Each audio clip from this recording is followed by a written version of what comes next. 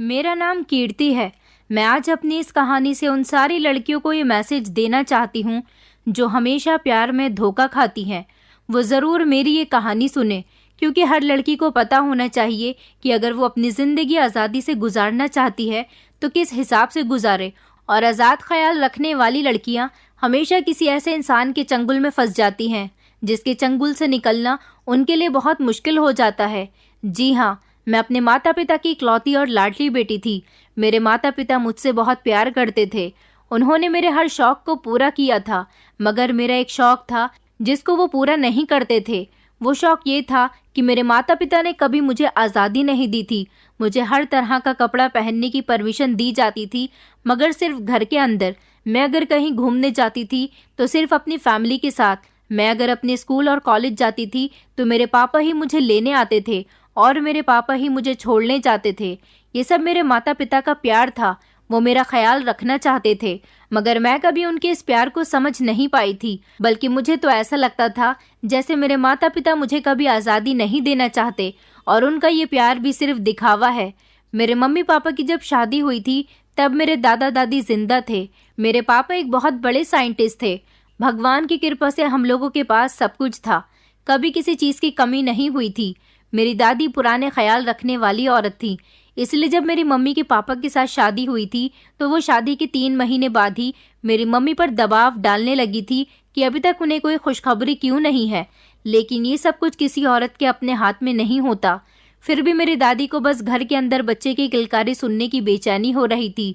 फिर हार कर मेरी मम्मी ने अपनी शादी के 5वें महीने में ही डॉक्टर का ट्रीटमेंट शुरू कर दिया था। डॉक्टर ने मेरी मम्मी को साफ साफ बता दिया था कि आपके अंदर कोई कमी नहीं है और ना ही आपके हस्बैंड में कोई कमी है, बस भगवान की तरफ से ही देर है। टेंशन न लें, जल्दी ही आप प्रेग्नेंट हो जाएंगी। लेकिन दादी ने मेरी मम्मी का दिमाग खराब करके रखा हुआ था, जिसकी वजह से मेरी मम्मी दिन रात प्रार्थना करती रहती थी कि उनके यहाँ बच्चा हो जाए, जिससे दादी मेरी मम्मी का पीछा छोड़ दें। दादी की कड़वी कड़वी बातें सुनते सुनते मेरी मम्मी की शादी के 2 साल गुजर गए थे। दादी कहती थी कि मैं अपने बेटे की शादी किसी दूसरी लड़की के साथ करवा दूंगी, तुम अभी तक मेरे बेटे को एक बच्चा तक नहीं दे सकी हो। मेरी मम्मी दादी की सारी बातों को खामोशी से बर्दाश्त करती थी, जबकि पापा भी दादी को समझाया करते थे कि भगवान की तरफ से ही देर है, जब भगवान चाहेगा तो हमारी गोद भर जाएगी। दादी इसी तरह से हंगामा करते करते एक दिन इस दुनिया को छोड़कर चली गईं और उनको अपने पोता पोती की शक्ल देखनी भी नसीब नहीं हुई।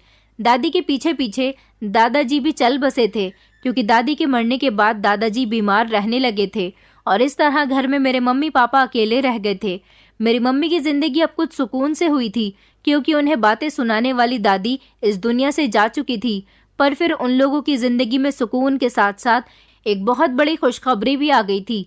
ये खबर जब मेरी मम्मी ने पापा को सुनाई तो उन दोनों की ही जमीन पर पैर नहीं टिक रहे थे।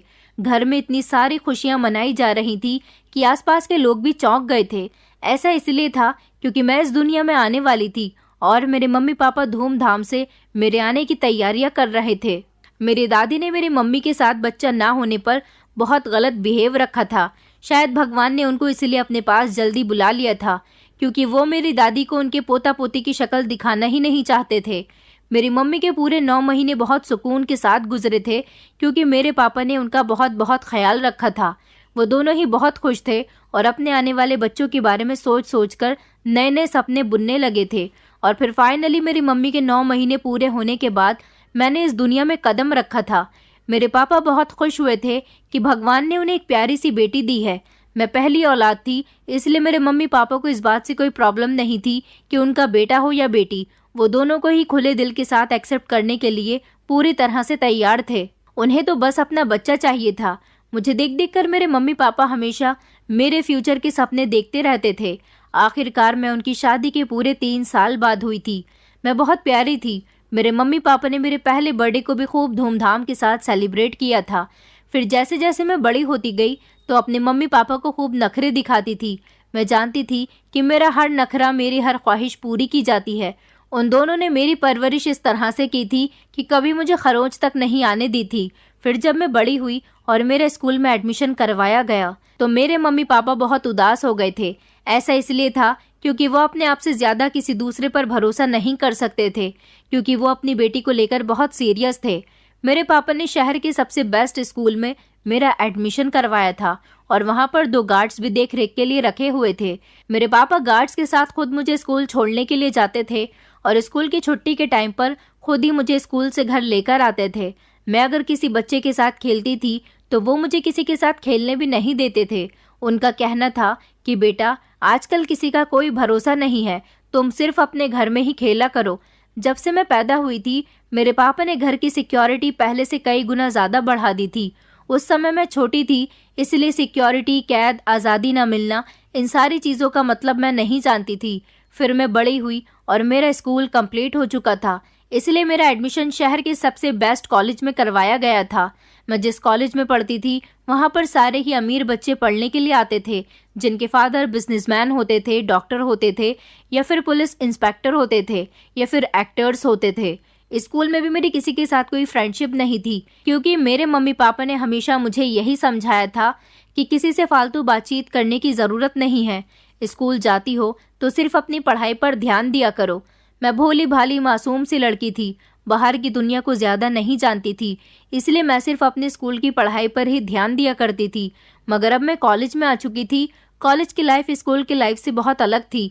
मैं भले ही कॉलेज में भी किसी से बातचीत नहीं करती थी, लेकिन मैंने देखा था कि कॉलेज के लड़के लड़कियां ग्रुप बनाकर बैठ जाते थे और एक दूसरे के साथ खूब हंसी मजाक करते थे और बातें करते थे। एक मैं ही थी जिसकी दोस्ती भी सिर्फ बुक्स के साथ ही होती थी और जो बातचीत भी सिर्फ बुक्स के साथ ही किया करती थी।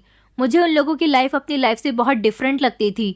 मेरा मन करता था कि मैं भी इन लोगों की तरह फ्रेंड सर्कल बनाऊं और अपने फ्रेंड्स के साथ खूब हंसी मजाक करूं, अपनी लाइफ को एंजॉय करूं। मगर मैं ऐसा नहीं कर सकती थी, क्योंकि मैं जहां भी जाती थी मेरे गार्ड्स मेरे पीछे पीछे जाते थे। मेरे पापा ने जिस तरह से स्कूल वालों से गार्ड्स को साथ लाने की परमिशन ले ली थी, इसी तरह से कॉलेज वालों से भी परमिशन ली हुई थी, क्योंकि कॉलेज में भी जब मेरी क्लासेस होती थी तो गार्ड्स प्रोफेसर के दाएं बाएं खड़े हो जाते थे। कुछ प्रोफेसर्स की तो गार्ड से भी बहस हो जाती थी, क्योंकि कुछ प्रोफेसर्स को ये बात बर्दाश्त नहीं होती थी कि आखिर कॉलेज में गार्ड्स रखने की परमिशन क्यों दी हुई है। आखिर कॉलेज में हजारों के हिसाब से स्टूडेंट्स पढ़ते हैं, लेकिन मेरे पापा एक बहुत अमीर आदमी थे, पैसे की ताकत से कुछ भी करवा सकते थे। कॉलेज में क्लास के टाइम पर मुझे कुछ स्टूडेंट्स के सामने बहुत एम्बैरेस होना पड़ता था, क्योंकि कुछ स्टूडेंट मेरी मजाक उड़ाया करते थे। कुछ लड़कियां तो कहती थी कि ये लड़की बड़ी अजीब है, इसकी लाइफ तो गार्ड्स की नज़रों में रहकर ही गुजर रही है, ये वॉशरूम जाती होगी तब भी इसके साथ गार्ड साथ में ही जाते होंगे। ये कहकर वो लड़कियां खूब हंसा करती थीं। कई दिन हो गए थे इस नए कॉलेज में आने के बाद हर दिन मेरी कोई ना कोई किसी न किसी बात पर मजाक उड़ाया करता था। मैं इन सारी चीज़ों से तंग आ गई थी, इसलिए मैंने घर आकर अपने पापा को बोल दिया था कि मुझे गार्ड्स नहीं चाहिए। मेरे पापा कहते थे कि हमें तुम्हारी फिक्र रहती है, हम नहीं चाहते कि तुम्हें किसी तरह का कोई नुकसान पहुंचे, बस तुम्हारी सिक्योरिटी के लिए हमने गार्ड्स रखे हुए हैं। मैंने अपने पापा से कहा था, पापा, इन गार्ड्स की वजह से मेरे कॉलेज में बहुत मजाक बनती है। हालांकि जिस कॉलेज में मैं पढ़ने के लिए जाती हूँ वहाँ पर बहुत सारे अमीर लोगों के बच्चे आते हैं, किसी के साथ भी गार्ड्स नहीं होते, सिर्फ मेरे साथ ही होते हैं। मैं तो कॉलेज की एक ऐसी फेमस लड़की बन गई हूँ जिसके कॉलेज में कदम रखते ही लोग मजाक बनाना शुरू कर देते हैं कि आ गई कॉलेज की सेलिब्रिटी और उनके गार्ड्स। मुझे बहुत बुरा लगता है जब मुझे शर्मिंदा होते हुए कॉलेज के स्टूडेंट की मजाक का सामना करना पड़ता है। बस ये मेरी जिद है कि कल से कॉलेज मेरे साथ गार्ड्स नहीं जाएंगे, और अगर आप लोगों ने मेरी बात नहीं मानी तो मैं कॉलेज ही नहीं जाऊंगी। मेरे मम्मी पापा को लगता था कि ये जिद मेरी सिर्फ थोड़ी ही देर की है, लेकिन वो नहीं जानते थे कि मैंने ठान लिया था कि मेरे साथ कॉलेज में गार्ड्स नहीं जाएंगे। सारा दिन मैं अपने कमरे से बाहर नहीं निकली थी और न ही मैंने रात का खाना खाया था। जब मेरे मम्मी पापा मुझे मनाने के लिए मेरे रूम में आए तो उन लोगों ने मुझसे कहा था कि अपनी जिद खत्म कर दो, हम चाहते हैं कि हमारी बेटी हमेशा सुरक्षित रहे, हम सिर्फ गार्ड्स को इसीलिए तुम्हारे साथ भेजते हैं, मगर तुम हो कि अपनी जिद करके बैठ गई हो। लेकिन फिर जब भी मैंने किसी की बात नहीं मानी तो हार कर मेरे पापा को गार्ड्स की छुट्टी करनी पड़ गई थी। अगले दिन जब मैं अपने पापा के साथ कॉलेज गई थी तो अकेले ही मैंने कॉलेज के अंदर एंटर किया था। मुझे देखकर कॉलेज के काफ़ी सारे स्टूडेंट हैरान हुए थे, लेकिन मैं फिर भी अकेली ही रहती थी। अब मेरा मजाक बनना तो कम हो गया था। मेरा मन करता था कि मेरे भी फ्रेंड्स हों और मैं भी अपने दिल की हर बात अपने फ्रेंड से कर सकूं। मैं किसी भी तरह कॉलेज की लड़कियों से दोस्ती करना चाहती थी, लेकिन मेरे पापा ने मुझे सख्ती से मना किया हुआ था कि तुम्हें कॉलेज में ना किसी लड़की से ज़्यादा बात करनी है और लड़कों से तो बिल्कुल भी बात नहीं करनी है, बल्कि लड़कों से हमेशा दूरी बनाए रखना। एक दिन मेरे पापा के फ्रेंड के बेटे की शादी थी। हमें वहाँ पर शादी अटेंड करने के लिए जाना था। हम लोग तैयार होकर घर से शादी में जाने के लिए निकल गए थे। जब हम लोग वहाँ शादी में गए तो मैं अपनी मम्मी के साथ ही बैठी हुई थी, क्योंकि मैं हर जगह ज़्यादातर अपनी मम्मी के साथ ही जाया करती थी। मेरी मम्मी ही मुझे लोगों के बारे में बताया करती थी कि ये कौन कौन है। मैं किसी को भी ज़्यादा नहीं जानती थी, क्योंकि हमारे घर पर ना तो कोई ज़्यादा आता था और ना ही हम ही ज़्यादा किसी के घर पर जाते थे। हम लोग एक तरफ बैठे हुए थे जब मम्मी ने मुझसे कहा कि मैं अभी वॉशरूम होकर आती हूँ, तुम यहीं बैठो, यहाँ से हिलना नहीं। अपनी मम्मी की बात पर मैं उसी जगह पर बैठी रह गई थी जहाँ पर वो मुझे छोड़कर गई थी। मैंने नोटिस किया था कि शादी में एक लड़का था जो मुझे काफ़ी देर से लगातार देख रहा था।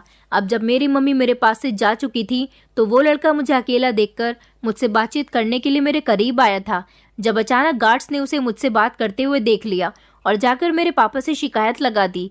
गार्ड्स मेरे साथ कॉलेज तो नहीं जा रहे थे, उसके अलावा हम लोग कहीं भी जाते थे तो वो अभी भी हमारे साथ ही थे। वो लड़का सिर्फ मेरे करीब आकर खड़ा ही हुआ था, उसने मुझसे कोई बात करी भी नहीं थी। मेरे पापा ने आते ही गार्ड्स को इशारा किया और गार्ड्स ने उसको गिरेबान से पकड़कर धक्के देना शुरू कर दिया। पता चला था कि वो लड़का दूल्हे का दोस्त है और अपने फ्रेंड की शादी अटेंड करने के लिए इस फंक्शन में आया हुआ है। गार्ड्स को लगा था कि वो लड़का मुझे छेड़ रहा है, मगर उसने तो मेरे करीब आने के बाद मुझसे कोई बात ही नहीं की थी। हालांकि वो मुझे देख रहा था, इसके अलावा उसने कुछ भी नहीं किया था। अच्छे खासे फंक्शन में काफ़ी हंगामा हो चुका था, क्योंकि गार्ड्स ने उस लड़के की अच्छी खासी इंसल्ट कर दी थी। वो लड़का खामोशी से वहाँ से चला गया था। मैं बार बार सबको समझाने की कोशिश कर रही थी कि उसने मेरे साथ कोई गलत हरकत नहीं की है, मगर किसी ने भी मेरी बात पर यकीन नहीं किया था। मम्मी वॉशरूम से वापस आई तो पापा ने उन्हें भी बहुत डांट लगाई थी और कहा था कि तुम्हें अपनी बेटी की परवाह नहीं है, तुम उसे अकेला छोड़कर कैसे जा सकती हो। तुम्हें पता है कि एक लड़का उसके करीब आ गया था, जिस बात पर मेरी मम्मी सबके सामने बहुत शर्मिंदा हुई थी और उन्होंने अपनी गलती एक्सेप्ट कर ली थी कि वो आगे से अपनी बेटी को कभी अकेला नहीं छोड़ेंगी। मुझे इस सब से बहुत गुस्सा आ चुका था और मैं बिना खाना खाए ही मम्मी पापा के साथ फंक्शन से घर वापस आ गई थी। मैंने घर आकर बहुत हंगामा किया था। न जाने हर जगह मुझ पर इतनी पहरे क्यों लगाए जाते हैं, मुझे फ्रीडम क्यों नहीं दिया जाता, मैं खुलकर सांस तक नहीं ले सकती।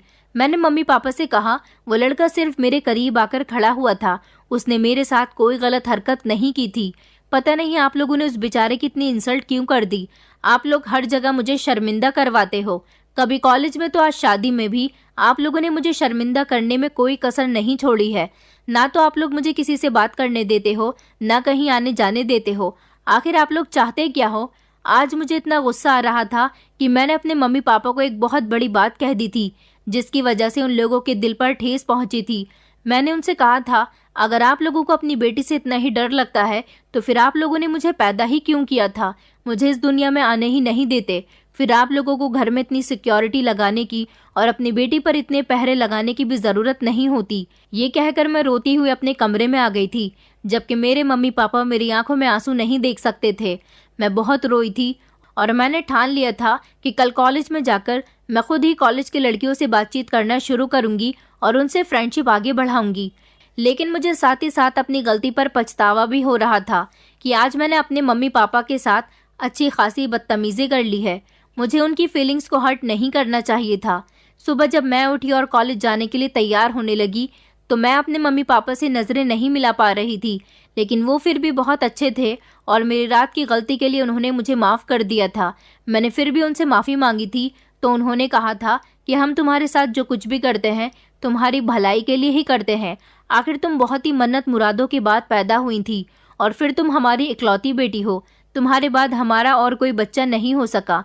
तुम जानती हो कि हम तुमसे कितना प्यार करते हैं, हमेशा हमें तुम्हारी फिक्र लगी रहती है। जब तुम हमारी आंखों के सामने होती हो तभी हमें सुकून मिलता है। बस यही वजह है कि हम तुम पर रोक टोक करते हैं। तुम बहुत मासूम हो कीर्ति, तुम नहीं जानती कि बाहर की दुनिया कितनी बुरी है। यहाँ अगर हम किसी से हंसकर बात कर लेते हैं तो लोग हमारी हंसी का फ़ायदा उठाने लगते हैं। बस हम तुम्हें दुनिया की बुरी नज़रों से बचाना चाहते हैं। मैंने अपने मम्मी पापा को सॉरी बोल दिया था और इस तरह से उन लोगों का आशीर्वाद लेकर पापा के साथ कॉलेज आ गई थी। कॉलेज में जब कुछ क्लासेस के बाद फ्री टाइम आया तो मैं अकेली बैठी हुई थी। तभी मेरे करीब एक लड़की आकर बैठ गई और कहने लगी कि तुम इतनी अकेले अकेले क्यों बैठी हो, क्या हुआ, तुम्हें किसी से बातचीत करना पसंद नहीं है? मैंने उसे कहा था नहीं नहीं, ऐसी कोई बात नहीं है, बस मैं हर किसी के साथ आसानी से एडजस्ट नहीं होती। तो वो मेरी इस बात पर मुस्कुराई और उसने मेरे आगे अपना हाथ बढ़ाया था और कहने लगी कि क्या तुम मुझसे फ्रेंडशिप करोगी? मैंने भी उसकी फ्रेंडशिप एक्सेप्ट कर ली थी और उससे हाथ मिला लिया था। इस तरह कॉलेज की एक लड़की से मेरी फ्रेंडशिप हो गई थी। हम दोनों एक ही क्लास के स्टूडेंट्स थे। मुझे उसके बारे में सब कुछ पता था और वो भी मेरे बारे में सब कुछ जानती थी। भले ही हम लोग किसी से बात नहीं करते, लेकिन जब एक साथ एक ही जगह होते हैं तो उसकी सारी जानकारी हमें ज़रूर होती है। इस लड़की का नाम शनाया था और इसके कॉलेज में बहुत सारे फ्रेंड्स थे। इसकी जितनी भी लड़कियां फ्रेंड्स थी और इस तरह मेरी भी धीरे धीरे उसके पूरे ग्रुप से बातचीत होने लगी थी। उन लोगों ने भी मुझे अपने ग्रुप सर्कल में शामिल कर लिया था और हम लोग एक साथ बैठकर खूब ढेर सारी बातें करते थे। मुझे अब कॉलेज जाने में मज़ा आने लगा था क्योंकि मेरे फ्रेंड्स बन चुके थे और मैं अपने फ्रेंड्स के साथ कॉलेज लाइफ को खूब एंजॉय कर रही थी। मैंने इस बारे में अपने मम्मी पापा को नहीं बताया था कि मेरे फ्रेंड्स बन चुके हैं। अगर अभी भी मेरे गार्ड्स कॉलेज मेरे साथ जाया करते तो वो ज़रूर मेरी शिकायत मेरे मम्मी पापा से कर देते। गार्ड्स के ना होने का मैंने फ़ायदा उठाया था, जिस वजह से मुझे कॉलेज जाना अच्छा लगने लगा था। हमारे ग्रुप में 5 लड़कियां थीं और उन 5 से ही मैं बहुत घुल मिल गई थी। मगर इन लड़कियों के अंदर बड़ी अजीब सी हरकतें थीं जिनको देखकर मैं हैरान होती थी। धीरे धीरे मुझे उनकी पर्सनल लाइफ के बारे में पता चलने लगा था। वो सब मुझे अपनी पक्की फ्रेंड्स मान चुकी थी, इसीलिए अपने बॉयफ्रेंड्स के बारे में भी मुझे बताया करती थी। प्यार मोहब्बत क्या होता है, बॉयफ्रेंड किस लिए होते हैं, मैं ये बातें ज़्यादा नहीं जानती थी क्योंकि ना तो मेरे पास मोबाइल था और ना ही मैं टीवी देखती थी। मेरी पूरी ज़िंदगी सिर्फ अपने मम्मी पापा को देखते हुए ही गुजरी थी। बॉयफ्रेंड और प्यार मोहब्बत जैसी बातें मेरे लिए एक अजनबी और अनोखी बात थी। मुझे ये बातें बहुत अजीब लगती थी और पसंद भी नहीं आती थी, लेकिन लड़कियों की फैमिली में इन्हें कोई भी रोक टोक करने वाला नहीं था। मुझे लड़कियों की ज़िंदगी अच्छी लगने लगी थी। कहने को तो मेरी ज़िंदगी भी बहुत अच्छी गुजर रही थी, मगर उनका जो मन करता था वो वही किया करती थी। जिसके साथ मन होता था उसके साथ जाती थी, जहाँ मन करता था वहाँ जाती थी। मेरी ज़िंदगी उनके मुकाबले कैद से भरी हुई थी। हैरानी की बात तो ये थी कि वो सारी ही लड़कियां मेरी उम्र की थी और उनके कई कई बॉयफ्रेंड्स थे और इतनी चालाक और होशियार थी कि मैं आप लोगों को बता भी नहीं सकती। शायद ये उनको ज़्यादा दी गई आज़ादी का नतीजा था। देखा करती थी मैं कि ये 5 लड़कियां कॉलेज में तो अपनी कार से आती थीं, लेकिन वापसी में कॉलेज के ही स्मार्ट और हैंडसम लड़कों के साथ उनकी कार में वापस जाती थी। वो लड़के हमारे ही कॉलेज के होते थे जिनसे उनकी अच्छी फ्रेंडशिप थी। मैंने अभी तक कॉलेज में किसी भी लड़के से फ्रेंडशिप नहीं की थी। ये लड़कियां उनके साथ कहाँ जाती थी ये भी मुझे पता होता था। कोई किसी होटल में जाती तो कोई किसी सिनेमा हॉल में, तो किसी पार्क में या फिर किसी रेस्टोरेंट में जाती थी। इस बात पर ना उनके घर वालों को कोई ऑब्जेक्शन होता था और ना ही लड़कियों को कोई डर था और ना ही कोई शर्म। वो तो मुझे भी अपने जैसे ही रास्ते पर चलने की एडवाइस दिया करती थी, बल्कि मुझसे जिद करती थी कि तुम भी हमारे जैसी ही बन जाओ। वो मुझे ऐसी ऐसी बातें बताती अपने दोस्त और अपने बॉयफ्रेंड के साथ गुजरे हुए टाइम के बारे में। वो मुझे हर बात बताती थी। उनकी बातें सुनकर मेरे दिल में भी फीलिंग्स जागने लगती थी और मेरा मन करता था कि मेरी ज़िंदगी भी इन जैसी ही हो जाए। इन लोगों की बातें सुनकर मुझे अपने घर का माहौल पुराने ज़माने के टाइप के जैसा मालूम होने लगा। मुझे लगता था कि मेरे पेरेंट्स मेरे साथ नाइंसाफ़ी करते हैं। लड़कियों को तो फ्रीडम देनी चाहिए, लेकिन मेरे पेरेंट्स मुझे कैद करके रखते हैं। मैं अपनी फ्रेंड्स के जैसे ही आज़ादी से ज़िंदगी जीने और अपनी मर्ज़ी के मुताबिक हर काम करने के सपने देखने लगी थी। साथ ही साथ मेरे दिल में यह भी ख्वाहिश आने लगी थी कि मुझे भी कोई चाहिए, मुझसे भी कोई प्यार करे और मैं भी किसी से प्यार करूं, उसे चाहूं, उसके साथ खूबसूरत जगह पर मैं भी बैठकर बातचीत करूं और उसके कंधे पर सर रखकर प्यार भरी बातें कर सकूं। कोई तो हो जो मुझ पर अपना प्यार निछावर करे, हमारे बीच भी खूबसूरत और प्यारी प्यारी बातें हों। मेरी ये डिमांड हर रोज़ अपनी फ्रेंड्स की बातें सुनकर बढ़ती चली जा रही थी। मैं बेताब हो रही थी और पढ़ाई से मेरा ध्यान हटता चला गया था। मेरे पापा मुझे मेडिकल लाइन से पढ़ाना चाहते थे और मैं मेडिकल का पहला साल ही बड़ी मुश्किल से पास कर सकी थी। मेरी फ्रेंड्स भी इसी तरह से घसीट घसीट कर सेकेंड ईयर में पहुंची थी, क्योंकि इन सारी ही लड़कियों का ध्यान पढ़ाई पर नहीं था, बल्कि ये हमेशा लड़कों से बातें करने में लगी रहती थी। इन्हें पढ़ाई की वैसे भी कोई फिक्र नहीं थी, लेकिन मेरे इस तरह से पास होने पर मेरे मम्मी पापा बेहद परेशान हो गए थे। उनको लग रहा था कि मैं पढ़ाई पर ध्यान नहीं दे रही हूँ और ऐसा ही था, मैं सच में पढ़ाई पर ध्यान नहीं दे पा रही थी। जब से मेरी फ्रेंड्स बनी थी मैंने अपना पूरा ध्यान उनकी तरफ लगा लिया था। मेरे मम्मी पापा ने मुझसे पूछा भी था कि मैं जो अब तक अपनी एजुकेशन में एक्सीलेंट रिकॉर्ड रखती आ रही थी, अब मुझे क्या हो गया है जो मैं इस तरह अपनी पढ़ाई में कमज़ोर हो गई हूँ। उनके इस सवाल पर मैंने कॉलेज की पढ़ाई अच्छी ना होने का बहाना बना दिया था। मेरी सारी फ्रेंड्स के घर हमेशा पार्टी और फंक्शंस लगे रहते थे। मेरी फ्रेंड्स मुझे हर बार इनवाइट करती थी, मगर मैं किसी के घर भी नहीं जा सकती थी क्योंकि मेरे मम्मी पापा मुझे कहीं भेजने के लिए कभी तैयार ही नहीं होते। मैंने तो अभी तक उनको अपनी फ्रेंडशिप के बारे में भी नहीं बताया था, तो मैं कहीं कैसे जा सकती थी। जब मैं कॉलेज में होती थी तो हमारे कॉलेज का एक लड़का था जो मुझे बड़े गौर से देखता था और मुझे पसंद भी करता था। उसने कई बार मेरी फ्रेंड से कहा था कि वो उसके लिए मुझसे बात करे। मेरी फ्रेंड्स उसका नाम लेकर अब मुझे छेड़ने लगी थी। वैसे भी मैं किसी लड़की की तलाश में थी जो मुझे प्यार कर सके, मुझे वैल्यू दे सके। फिर जिस दिन उस लड़की ने मुझे फेस टू फेस प्रपोज किया तो मैंने उसका प्रपोजल एक्सेप्ट कर लिया था और मुझे लगा था कि मेरी चाहत पूरी हो गई है। मैं देखती थी कि मेरी फ्रेंड कॉलेज में ही पढ़ने वाले अपने बॉयफ्रेंड के साथ खूब घुली मिली रहती थी, जबकि जिस लड़के ने मुझे प्रपोज किया था मैं उससे दूर दूर रहती थी क्योंकि मैं तो प्यार मोहब्बत के बारे में ज़्यादा जानती नहीं थी और अभी मेरी शुरुआत थी, इसलिए मुझे अजीब अजीब सा महसूस हो रहा था। इस लड़के का नाम शेखर था। मेरे मम्मी पापा को कभी मुझ पर शक नहीं हुआ था क्योंकि पापा ही मुझे कॉलेज में लेने जाते थे और पापा ही छोड़ने के लिए आते थे। और जिस समय वो कॉलेज जाते थे तो कॉलेज के प्रोफेसर से हर बार मेरे बारे में पूछा करते थे कि उनकी बेटी को कोई परेशान तो नहीं करता। मेरे और शेखर के बारे में अभी कॉलेज में कोई नहीं जानता था। मैं शेखर को बहुत पसंद करने लगी थी। वो मुझसे कहता था कि तुम मुझसे फ़ोन पर बात किया करो, लेकिन मुझे तो मेरे मम्मी पापा ने मोबाइल ही नहीं दिया था। फिर एक दिन कॉलेज में शेखर मेरे लिए मोबाइल लेकर आया और उसने कहा था कि तुम अपने घर में चुपके से कमरा बंद करके मुझसे बात कर लिया करो। मैं शेखर से रात के टाइम पर बात किया करती थी क्योंकि मेरा कमरा बिल्कुल अलग था।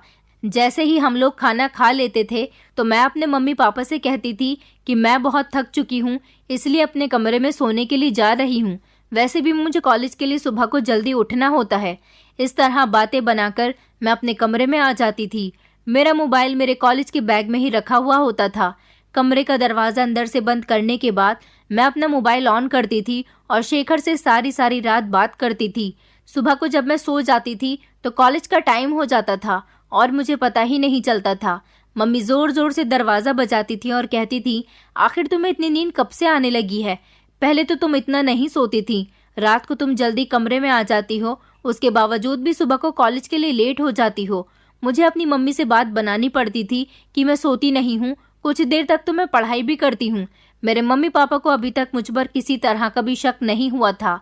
शेखर का साथ मुझे बहुत अच्छा लगने लगा था।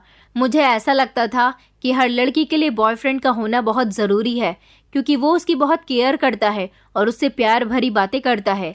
मैं तो अपने आप को बहुत खुश नसीब समझती थी। मुझे अपना हीरो इतनी आसानी से मिल जाएगा, ये तो मैंने कभी सपने में भी नहीं सोचा था। अब मैं दिन रात शेखर के सपने देखती रहती थी। पढ़ाई में तो मेरा इंटरेस्ट पहले ही ख़त्म हो चुका था। अब सिर्फ मैं नाम के लिए पढ़ाई कर रही थी। हम लोग कॉलेज में तो मिलते ही थे, लेकिन अब शेखर मुझसे पर्सनली मिलना चाहता था। मैं भी उसे अकेले में मिलकर बातचीत करना चाहती थी और फिर एक दिन हम दोनों के बीच मुलाकात हो ही गई। पापा जब मुझे कॉलेज छोड़ने के बाद चले गए तो मैं कॉलेज के गेट पर ही खड़ी हो गई थी, कॉलेज के अंदर नहीं गई थी। शेखर भी उस दिन कॉलेज नहीं आया था। वो कॉलेज के बाहर ही अपनी कार में बैठा हुआ मेरा इंतज़ार कर रहा था। जैसे ही मेरे पापा चले गए तो मैं दौड़कर शेखर की कार में जाकर बैठ गई थी। शेखर मुझे अपने साथ एक रेस्टोरेंट में ले गया था जहाँ पर बहुत कम लोग थे और हम दोनों को मीटिंग करते हुए कोई देख भी नहीं सकता था। वो भी मुझसे मिलने के लिए बहुत एक्साइटेड हो रहा था। इस मुलाकात में हम दोनों के बीच ढेर सारी बातें हुई थी और उसकी पर्सनैलिटी की तरह उसकी बातें भी बहुत अच्छी थी, जिनके हसीन जाल में मैं उलझती चली गई। और फिर वो दिन मेरी ज़िंदगी का सबसे खूबसूरत दिन बन गया था। मैंने उस दिन कॉलेज से छुट्टी कर ली थी। छुट्टी के टाइम पर मैं कॉलेज के गेट के बाहर खड़े होकर अपने पापा का इंतज़ार करने लगी थी। जैसे ही पापा मुझे कॉलेज से लेने के लिए आए तो उनको मुझ पर बिल्कुल भी शक नहीं हुआ था। हम दोनों हर रात कॉल पर ढेर सारी बातें करते थे। मेरे दिल में अब हमेशा यही ख्वाहिश जागने लगी थी कि किसी तरह मेरी और शेखर की शादी हो जाए। जाहिर सी बात थी कि हम दोनों की ज़िंदगी बहुत अच्छी गुजरती। मुझे ये यकीन था कि मेरे मम्मी पापा शेखर के लिए ज़रूर मान जाएंगे क्योंकि शेखर बहुत बड़े बिजनेसमैन का बेटा था। शेखर के घर वाले भी हम दोनों की शादी के लिए आसानी से मान जाएंगे। मैंने जब शेखर से शादी के बारे में बात की तो वो कहने लगा कि मैं अपना अलग बिजनेस सेट करना चाहता हूँ, इसमें अभी मुझे कुछ टाइम लग सकता है और तुम्हारी फैमिली भी तुम्हारी शादी इतनी जल्दी नहीं करेगी क्योंकि अभी तुम पढ़ाई कर रही हो। शेखर ने कहा, अभी मैं भी शादी के बारे में नहीं सोच सकता जब तक मेरा अलग से बिजनेस सेटअप नहीं बन जाता। मुझे शेखर की बात पर मायूसी तो हुई थी, मगर उसकी मोहब्बत मुझे इस हद तक उसका दीवाना बना चुकी थी कि मैंने उससे कह दिया था कि मैं तुमसे ही शादी करूंगी और मैं तुम्हारे लिए सारी जिंदगी भी इंतजार करने के लिए तैयार हूँ। मेरी इस बात पर वो बहुत खुश हुआ था और उसने मेरी बहुत तारीफ की थी और फिर वो मुझे कॉलेज में गिफ्ट भी देने लगा था, जिनको मैं खामोशी से अपने बैग में छुपाकर घर ले आती थी और चोरी चुपके अपने कमरे में रख देती थी, जिनके बारे में मेरी मम्मी को कोई खबर नहीं होती थी। मेरी सारी फ्रेंड्स अपने बॉयफ्रेंड के किस्से मुझे बड़ी खुशी खुशी सुनाती थीं। अब मैं भी इनको अपने और शेखर के किस्से मज़े ले लेकर सुनाने लगी। उन्होंने मुझे खूब तसल्ली दी और कहा कि अगर शेखर तुमसे शादी ना करे तो तुम उससे शादी करने की जिद मत ठान लेना, क्योंकि तुम शेखर से भी अच्छा लड़का डिजर्व करती हो। तुम एक अमीर पिता की इकलौती बेटी हो। तुम्हारे लिए तो शहर के ना जाने कितने अमीर रिश्तों की लाइन लग जाएगी, लेकिन मैं तो शेखर के सिवा किसी और की तरफ देखना भी नहीं चाहती थी। उसकी मोहब्बत ही मेरे लिए सब कुछ बन गई थी। अब मेरी शेखर से मुलाकातें भी बढ़ गई थी। पहले की तरह ही मैं शेखर से मिलने लगी थी। हर हफ्ते कॉलेज की एक छुट्टी करने के बाद मैं शेखर से कभी पार्क में मिलने जाती तो कभी हम लोग कार में ही लॉन्ग ड्राइव करते रहते थे। शेखर ने मुझे बताया था कि उसके डैड ने हमारे ही शहर में एक बहुत खूबसूरत सा रिजॉर्ट बनाया है। शेखर मुझे अपने रिजॉर्ट में लेकर जाना चाहता है। उसने कहा कि अगर तुम मेरे रिजॉर्ट में पहला कदम रखोगी तो मुझे अच्छा लगेगा। शेखर ने कहा कि शादी के बाद हम अपने रिजॉर्ट में रहा करेंगे।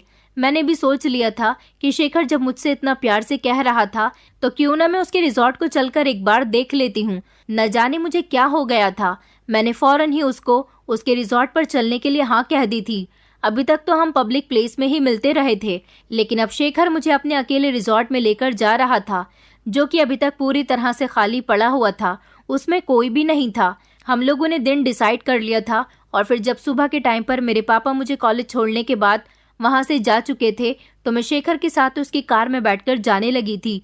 शेखर की कार काफी दूर तक चलते हुए आ गई थी। ये एक सुनसान जंगल वाला इलाका था, जबकि शेखर ने कहा था कि उसके डैड ने शहर में ही रिजॉर्ट बनाया है, लेकिन हम लोग तो बहुत दूर आ चुके थे। मुझे ऐसा लग रहा था जैसे हमारा शहर तो पीछे रह गया है, हम किसी और जगह आ गए हैं।